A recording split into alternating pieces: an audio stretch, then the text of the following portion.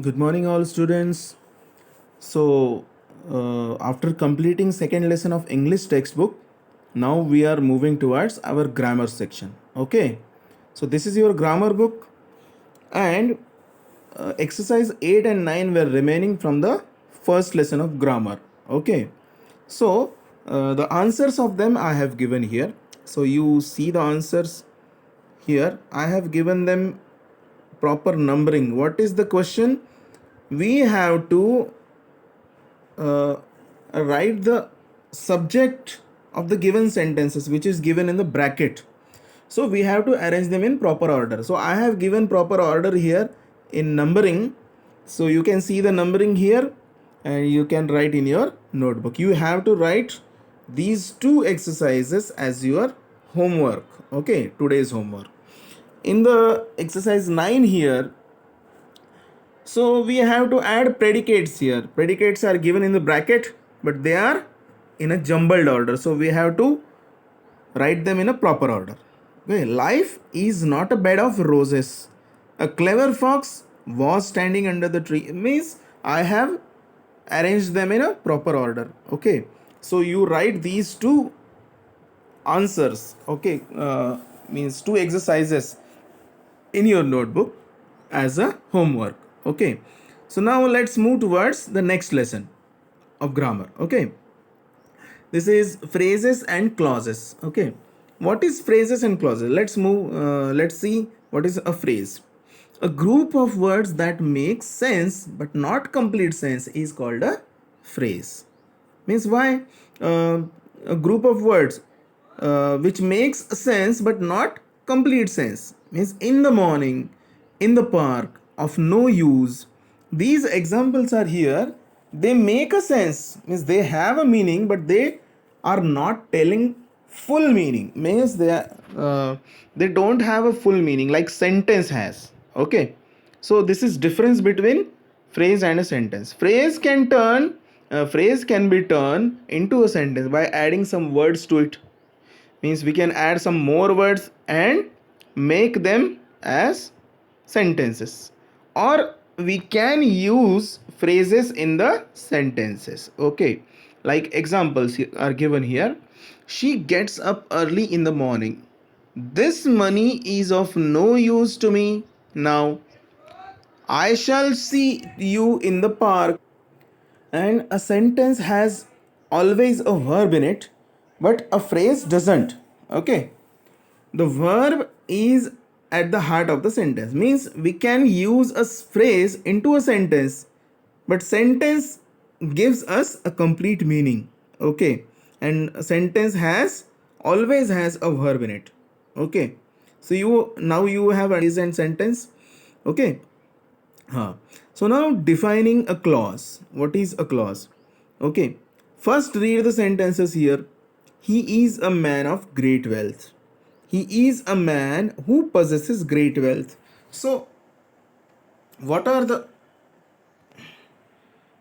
sentences here? Okay. In these sentences, the words in italics perform the same function. They describe the noun man. Okay, they describe the noun man.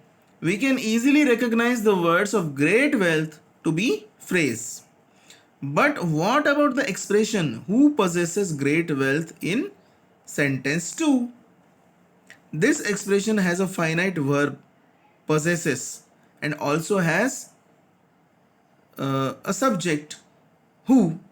It is called a clause. Okay. Means let's see first what is the definition of clause here. A group of words that form a pair of sentence and has a subject and finite verb of its own is called a clause. Okay, means a group of words which forms a part of the sentence and it has a subject and a finite verb. Okay, finite verb means which changes that the verb which changes with the tense in all tenses and with the subject and uh, with the subjects which has the subject verb agreement. Okay, so that those are called as finite verbs, and those are not changed, they are called as infinite verbs. So that part of a sentence has subject and finite verbs is called as a clause. Okay, means here in the words in italics, who possesses great wealth, in this sentence, see, means provide your attention, then only you can understand here, huh? He is a man who possesses great wealth. In this sentence, in this part of a sentence, okay, means it is making another part. He is a man and who possesses great wealth, means that another sentence is joined with the earlier sentence. Okay, he is a man who possesses great wealth, means it also has a finite verb. What is that verb? Possesses. Okay, and it also has a subject, who. So it is called a clause. Means when a group of words is a part of sentence having the subject and a finite verb is called a clause. That definition is given here. Okay, you can see, you read this definition again. A group of words that forms a part of sentence and has a subject and finite verb of its own is called a clause. Now you understood? Okay, so this is the definition of clause. Okay, so both a phrase and a clause are only part of a sentence. A sentence is a group of words that makes complete sense. You know, a sentence must always contain one finite verb. So, this is how we can distinguish between a clause and a phrase. Okay. So, distinguish between means we can understand the meaning difference between them. Okay. Difference. A phrase, no finite verb. In the phrase, there is no verb. Okay. And a clause has one and we can understand the difference here. A phrase has no finite verb, a clause one finite verb, a sentence at least one finite verb. Okay, so this is the rule of having a phrase, sentence and a clause. Okay, this is difference between them. There is one more distinction that we could understand clearly. One more distinction, one more difference is here, that a phrase can never stand on its own. Phrase means it cannot be a sentence itself. Okay, a sentence can stand on its own, means a sentence is a sentence, means it provides us a complete meaning.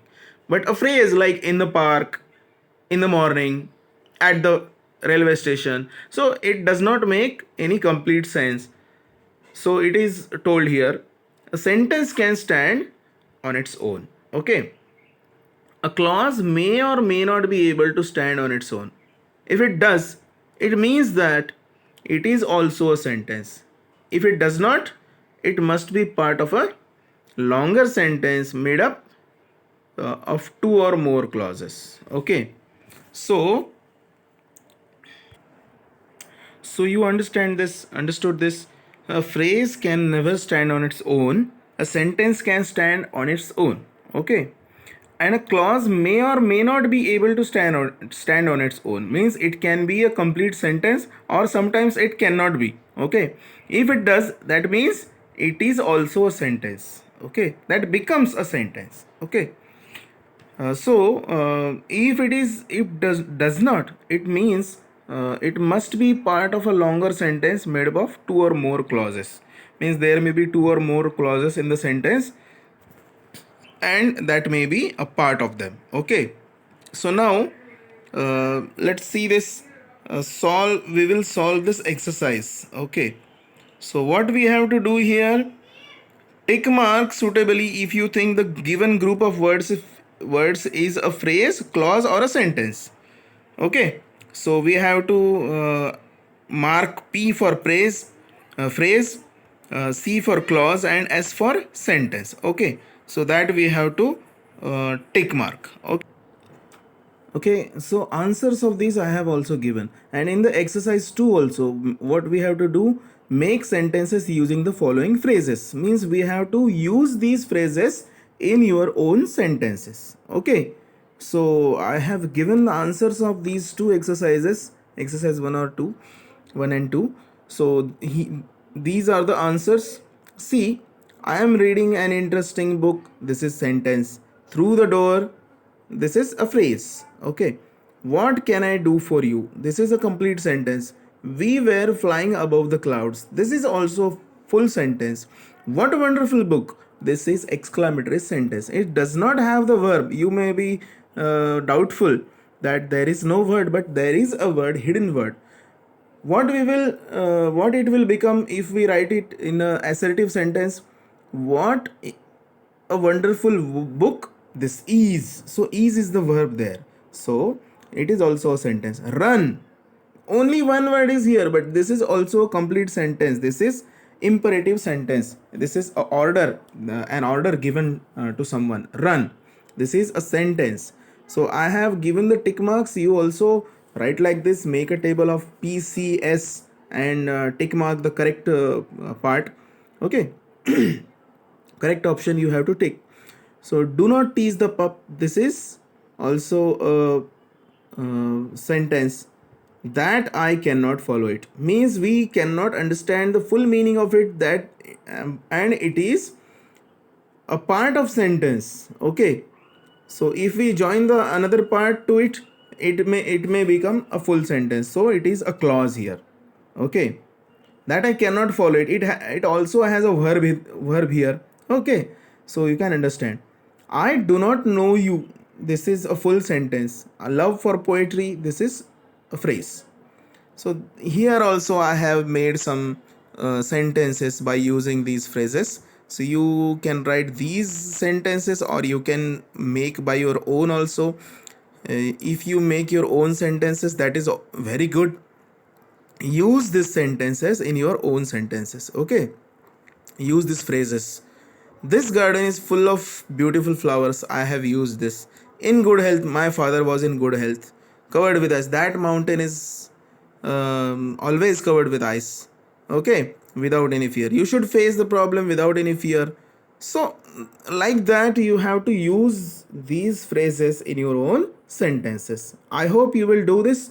Write the exercise 1 and 2 in your notebook from page number 14, and write the exercises 8 and 9 in your notebook from page number 12. This is your homework. Okay, bye children, let's meet again. Okay.